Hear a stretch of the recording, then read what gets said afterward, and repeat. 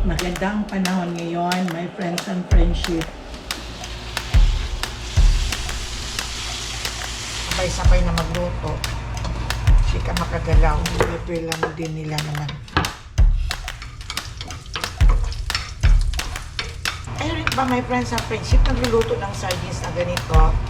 Pang-ulam sa tinapay.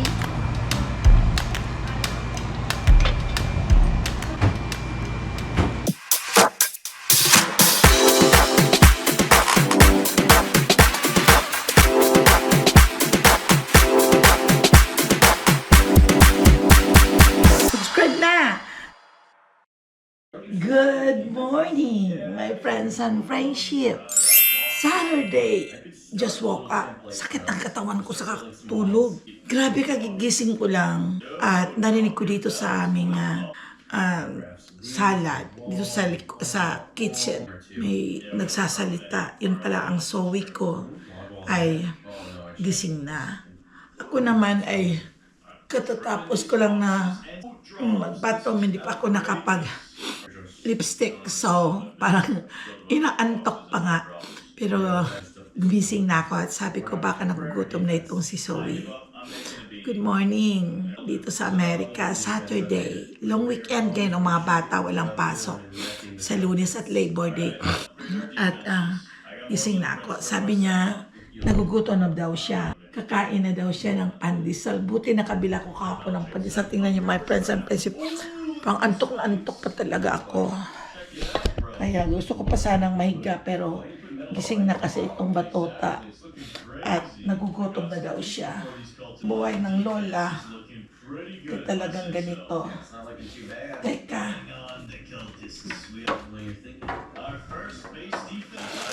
initin ko itong pandesal.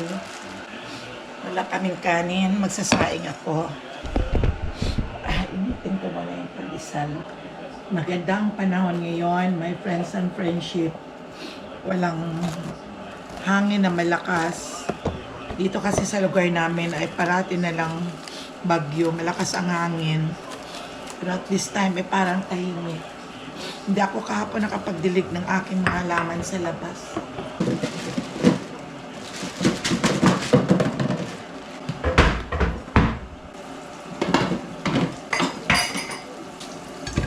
Saing muna. Beer na, my friends and friendship. Pag-apak na ng beer is Christmas songs na ang tinutugtog ng mga radio station sa Philippines. Dito naman sa Amerika ay December pa yun, napapatugtog sila, mga December 1st. Yun. Pero sa Philippines, ang saya. Ang saya-saya na dyan. At nagtutugtugan na ang mga Christmas songs at nagtatayuan na ng Christmas light, Christmas tree. Buti pa kayo dyan. Saya-saya ninyo dyan.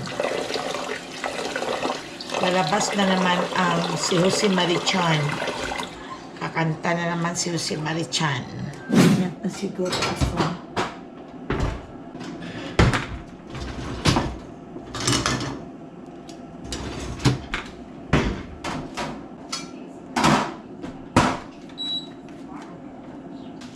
Come here. Eat your food. I'm gonna make a sunny side up, right? You want the sunny side up? What? You want the sunny side up egg? Yeah. Okay, hold on. Ito, my friends and friendship. Hi. Okay, you're eating. Ayan, ang gusto niya, pandesal. Saka itlog. So, itong mga tanim kong to, bakit nalalanta? Ayan. Lalabas muna ko at didiligan ko ang tanim ngayon. At I think today is hottest. Grace ice cream. Today is hot. Watermelon At ice cream. didilig muna tayo ng tanim sa labas, my friends and friendship. At wala na, it's all. But I need to wear the gloves. These girls were all preparing their flight. When they found out their kid, the airline told them something.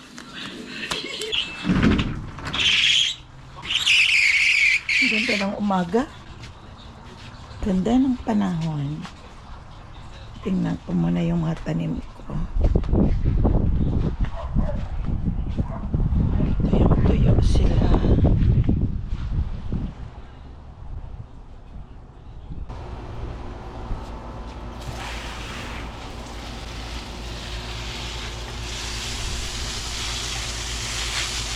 Inaantay ko na dumami ang dahon at magugulay ako ng adobong kangkong. Ito naman ay ng talbos ng kamote. Ilang beses na rin ako nakakuha nito. Ito namang lemongrass ay nakakuha na ako ng hinalo ko sa dinuguan ko to sa mga noodles. Ito pong puno ng lemongrass ang mayroon ako. Ito yung orange. Namatay na ito noon pero nilipat ko lang sa paso. Binutasan ko sa ilalim ng paso at nilibing. May ano yan kanina? Dito ng dog. Dito kaya nilagay ko dyan. Ito madami na ang dahon. Dami na ako nakuha dito. Nagsahog ko sa munggo. Sinigang sa sinabawan na isda. Bigyan mo nga siya ng pagkain. Nagugutom na siguro yon. Patayin ko nga. Ito.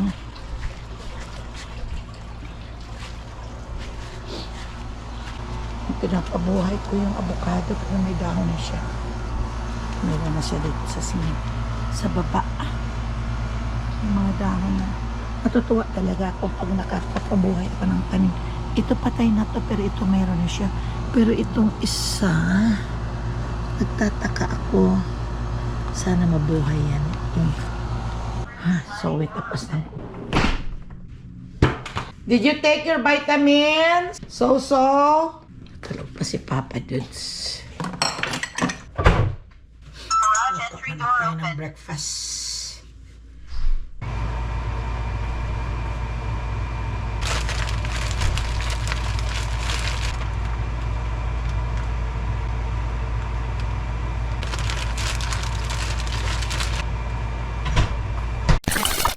Ready ng mga breakfast ng mga bata, ng mga tao. Si JR nagpapaluto ng pancit canton. Sabi ko maliit lang itong kitchen natin dito. Magsabay-sabay ako lang magluluto.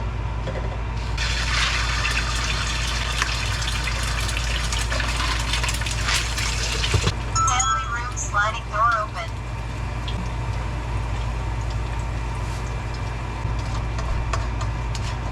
Gusto ko kasi pag nandito ako sa kusina, ako lang nandito sa kusina. Kasi pag marami kayo, nagsisiksikan. Kalan ang ilang burner lang to. Sabay-sabay na magluto. Hindi ka makagalaw. Iba kasi sa atin sa Pilipinas, diyan sa atin malaki ang mga kitchen. Lalo sa bahay ko sa Kalibo, malaki ang kitchen ko doon. Malaki ang ginagalawan ko. Malaki ang bahay nila pero ewan ko ba ba't maliit ang kitchen nila. Tapos mayroon pa akong kitchen sa likod bahay. At mayroon pa din na yung dirty kitchen na yung kahoy lang ang ginagatong. So, meron ako doon sa backyard na kitchen talaga na mayroong gas stove. Para pag madaming nagluluto, ay mayroong available sa labas. Lugar ko, my friends and friendship, pag hinahanap mo ako, nandito lang ako sa kitchen. Ito parati ang lugar ko, na ang pwesto ko everyday. Kaya, paluto muna ako ng pancit canton na hinihingi ni JR.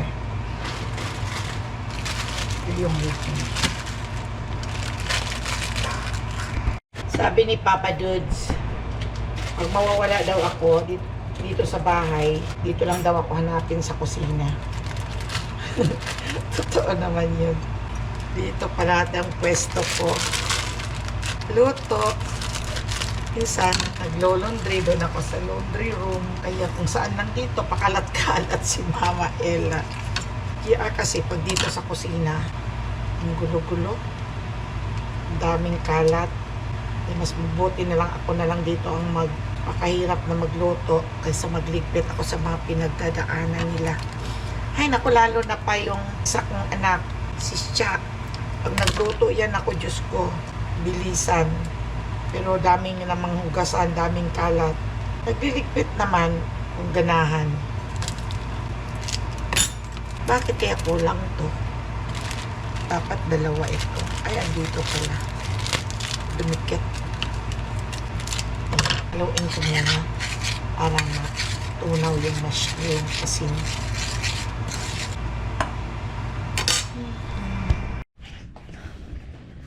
ayan ang nag-aantay sa akin. Pero tapos na din silang kumain. Ay naku, itong si GR na to. Hindi marunong talaga magpunas ng kanyang kinainan. Tingnan mo, parati na lang ganyan si GR na to. Ang aking vlog, my friends and friendship, ay dito lang paikot-ikot sa aming bahay, sa kusina mostly. Sinsya na kayo.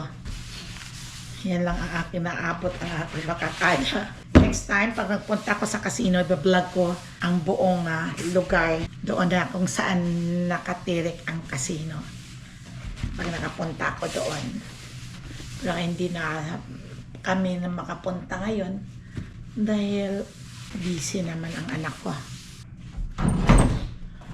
May cucumber ako nabili. Mura lang ang cucumber na nabili ko dyan sa store sa isang sa Winco.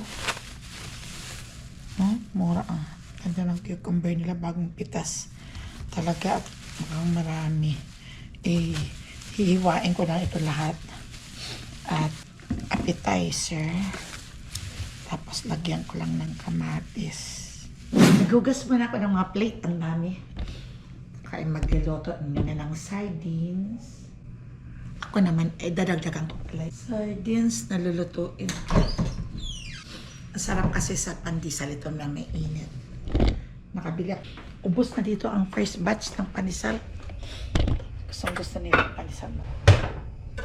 Mag-11 na, my friends and friendship. Ngayon pa lang kami magre-ready. Saturday naman kasi ngayon. Kagabi, nag-order ako ng ng aming mga, wala kasi kaming toothpaste. Kaya umorder na lang ako. At dineliver din agad nila. Kaya, usually pa ako nagluluto ng sardinas. Nilalagyan ko ng madami. Ano ba tawag yung bawang para mabango. Di pa lumalabas si Papa Dudes. Tagal-tagal yun maglabas. Ilang balik na siguro ako sa Alejo. Hindi pa yung nakakaalis sa kanyang higaan. Ganon, kung anong kalakas siya noon, ganon na siya ngayon. Very slow na siya. Pero pag sa casino yan, my friends and friendship, sinabi mo pupunta kami ng casino. Ako, ang bilis yan. Nakabihis na kaagad. At saka na, bilis ng tulak ng kanyang ng kanyang walker. Decided si mama. Meron pa kami ditong giniling. Yung niloto ko kahapon. Luto lang tayo. 3 ganito ang nabili ko kahapon. Naubos na 1 ganito. Gusto kasi ito ni Zoe at ang daddy niya. Masarap naman kasi lalo na pag ininit mo. Naku, malapit ako maglobat. Magpapalit na ako mamaya o i-charge ko muna ito pagkatapos. Ang GoPro ko. Kailangan kong i-charge. May isa ng battery naman ako doon. Pwede kong papalitan yan mamaya.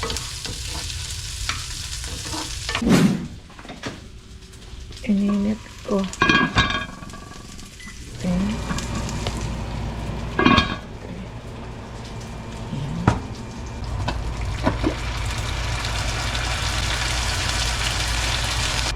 Dinalawa ko na lang, parang bitin yata ang isa.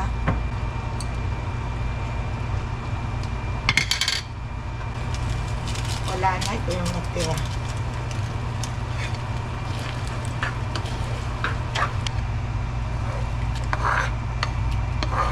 Ayan, solve lang morning.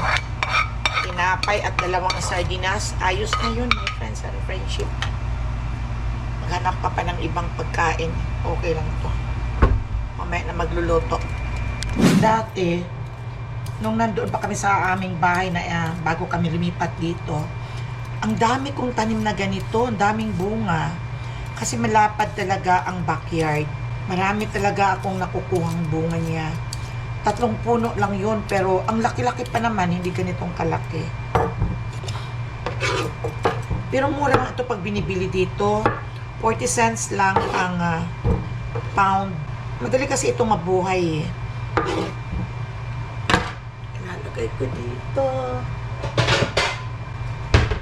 Ihiwa lang ako ng Masarap kasi ito nalagyan ng suka. Ang ginagawa ko nito, my friends and friendship, ay nilalagyan ko ng suka, sugar, kamatis, at saka sibuyas. Sarap na appetizer. Namimiss ko din yung ang lugar namin yun. Kasi marami akong tinatanim noon, mga kamatis. Dito ay limited talaga ang tanim ko dito, nasa paso pa. Dahil malakas ang hangin. Doon nilalagay ko rin sa paso, pero yung cucumber ay nilagay ko din yun sa lupa. Ay maraming bunga. Dami ko pang kalabasa noon. Doon sa kabila kasi malapit ang backyard. Nung pandemic, at hindi naman pwede kaming lumabas, doon lang kami sa bahay. Kaya nagawa na lang ako ng idea para hindi ako maboard na magtanim na lang sa backyard. Pero nakamas ako noon. Iwasan lang namin na huwag lumabas na mapupunta sa maraming tao. Di ba nakakatakot noon ng pandemic? Di mo talaga alam kung ano ang iyong gagawin. Kala mo na mamamatay ka na. Yung bang mamimimo mo nilang takot ka talaga. Ewan ko ba, bakit nag-uso ng ganun ang COVID na yun. Ang kapitbahay namin noon, nakikita ko, nilalagay na sa ambulance kasi i-hospital. Hinatatakot kami ni Papa, baka sabi ko, sana naman sa atin ang masusunod. Pero yung daddy ni Grams, nagkaroon din ng COVID yun. Noon siya ang unang nagkaroon ng COVID sa bahay. Pero mabuti kami, kasi nandoon kami noon nagbakasyon sa Lake Tahoe. Pag uwi namin, hindi na kami muna pinauwi doon sa aming bahay dahil may sakit niya na COVID yung daddy ni Zoe. At doon kami dumiretso sa bahay nila Judela na malapit din dyan sa amin. Yun ay grabe. Kaya, mabuti na lang sa awa naman ng Diyos ay si Jarrell hindi nahawaan, si Mikel. Dahil doon lang sa kwarto yung daddy ni si Grimes, yung daddy ni Zoe. Ilang days na siya, talagang matindi ang COVID niya. Tapos, itong si Zoe, nagkalagnat din, may COVID. Kasi tinitest. Pero mabuti na lang, parang walang epekto sa kanya, yung okay lang siya. At itong si Chanel, nagka-COVID din, pero wala siyang COVID. Pero siya ang nag-aalaga sa asawa niya. Tapos si Jarrell, wala naman, si Mikel, pero kami nandoon kila Judelia lumipat. Kinatatakutan talaga nung unang matindi itong COVID. At natatakot yung mga bata na baka kami mahawaan. Kasi marami namang namamatay. Kung baga yun ay trangkaso lang yata. Pero ngayon, parang trangkaso na lang yata ang COVID. Umuwi pa kami noon, my friends and friendship, sa Pilipinas. Yung binabalita pa lang na may COVID, napaparating na magkakaroon daw ng buong mundo ng COVID, na maraming mamamatay, balita pa lang yon. Pero alam, balita lang yon. Yun ang talagang, nakaschedule lang ang uwi namin. March yata yon, 2020, 22 yata. Schedule na may na. Pero wala pa namang na talagang ganun. Grabe. Umuwi kami. Pero may sipon-sipon ako. Siguro, isip ko, baka COVID yun, kaya lang ewan ko lang, pero parang may sipon-sipon ako noon. Nagpa-doktor pa ako dahil yung dibdib ko tumutunog, pero hindi pa talagang full-blown talaga ang COVID. Wala pa, yung bang balita pa lang, wala pa sa Amerika, wala pa sila yung COVID na yun. Kaya ang ginawa, nagpa-doktor ako, sabi ng doktor ko pa sa pulmonary, bigyan ako ng gamot, sabi ko, Dok, naglubat ako. Ito na yung aking cucumber. Nilagyan ko ng suka, sugar, kamatis, at saka sibuyas. Takpan ko lang muna. Sarap.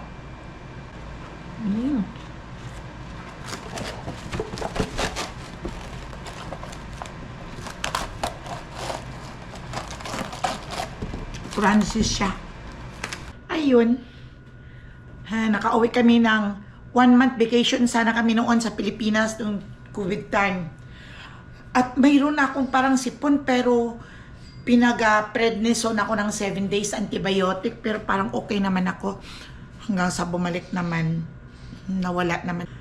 At biruin mo, 1-month vacation kami ni Papa Dudes. Nung in-announce na magsha-shutdown na daw ang airport, wala nang fly, dahil ang COVID daw ay nandoon na sa buong mundo, sa Amerika, nandoon na.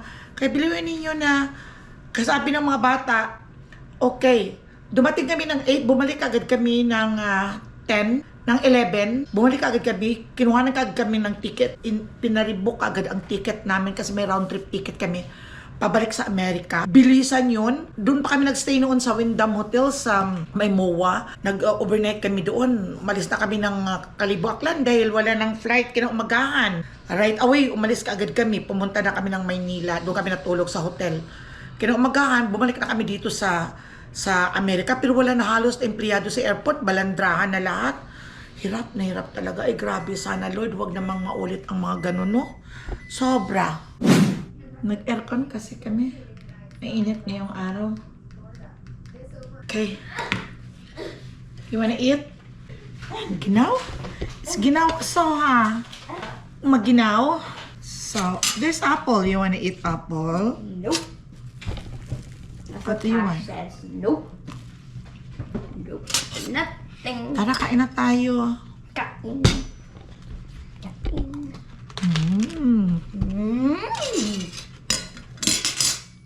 Look at Ang this sarap. freaking elephant. Now, sardines at saka pandesal. It's already. Wait, how much is? It already made 2. Ang sarap ng cucumber. Mahal paglagyan mo ng suka, kabatis at saka sibuyas, asukal, paminta. Ang sarap. Tagal ni Papa Zoe. Papa, it's too long. Papa, what happened? Why you're not coming out? 30 minutes for the two Yeah, you need to eat. It's almost 12 o'clock. Tell Papa. in the basket. It's almost 12 o'clock. Take your cutie. Ganito talaga ang buhay. Sabi ko nga, pag ganito ang buhay dito sa Amerika, katulad naming mga senior, ay yun bang naiinip ka? Ay, gusto kong umalis, gusto kong pumunta ng casino, gusto kong magpasyal, yun bang? Kasi hindi madali dito, my friends and friendship, ang dito ka lang sa loob ng bahay. Alin, lalabas ka lang naman, wala ka namang makikita, yun lang. Ito, hibig wala namang mga tao na makikipagkwentuhan ka, talagang walang katao-tao, kundi sasakyan lang ang mga... Kaya iniisip ko, hindi ka punta tayo sa casino, masaya doon. Yun lang, iniisip namin dalawa. Ako, magagata ako, my friends and friendship. Itong kapay, wala nga akong munggo, masarap sana may munggo ito. Ito na lang ang ating ihahalo. Tawag nito sa amin is labahita.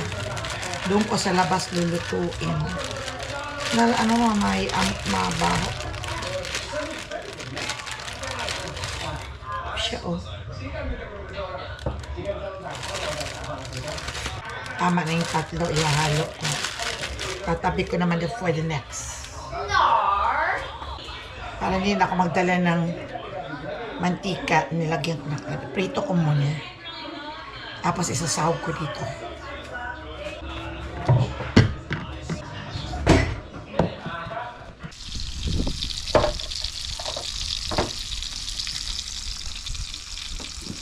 Ipaprito ko muna bago ko isahog. Maalat to.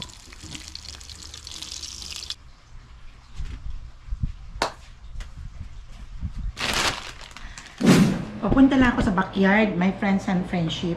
At ako ay kukuha ng aking talbos. Talbos ng kamote. Para may pang green naman akong gulay dito sa aking gulay. Grabe ang init, oh. Ang daming talbos na. Oo, pwede na ako makakuha. Okay. Makakuha din ako ng pang gulay.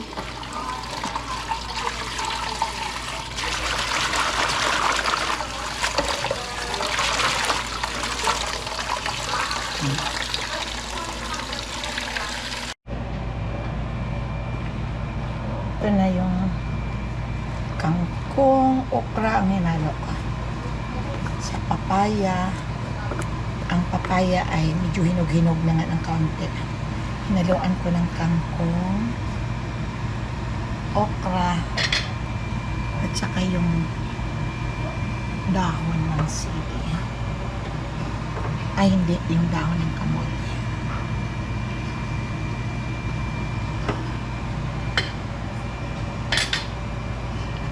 Ang kumuna.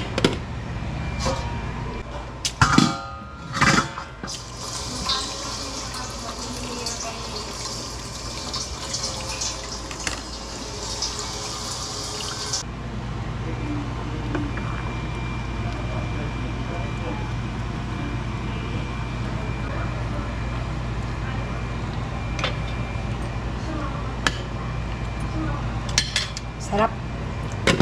Ipatong ko ito doon. Yan.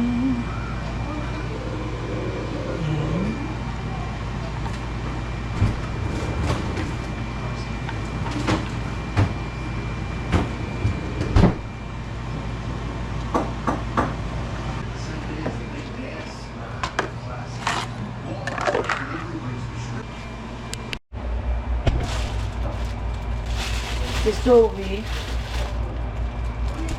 makain ng pandesal. Luto na yung luto ko. Yung ginataan. Ayan yung sahog ko. Diba? May friends and friendship. Yung lutong baryo. Ayan na masarap. Basta papaya. May munggo, lagyan mo ng munggo. Kung wala, okay lang ang papaya. Tapos lagyan ng okra. Tapos lagyan ng sibuyas. Tapos wala ng kamatis, lagyan nitong talbos ng kamote. Kung may kalabasa, pwedeng lagyan yung gataan ng ganyan. Iprito mo ng pangsahog para hindi madudurog. Yan na, pwede nang kumain. Kain na ako. Papa dun sa tagal pa yun. Kain na tayo. Si Papa wala nandun sa kwarto. Ang galing ni Sir Pinoy yun. Gamitin natin ito Sir Pinoy yun. Sarap. Very good. Okay, dito din. Please dito. May tinapi ako ditong pinirito pero hindi ko hinalo.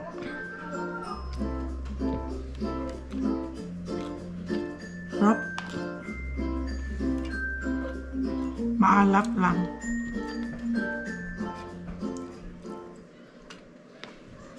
Off ko muna TV. Proven electrolyte blend designed to hydrate better than water. Made to rehydrate, replenish, and refuel. So you can lose more sweat.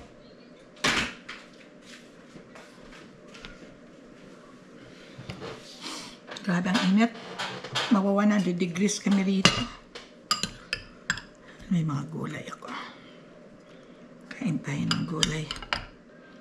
Napapakinabangan ko na kahit papaano ang aking tanim.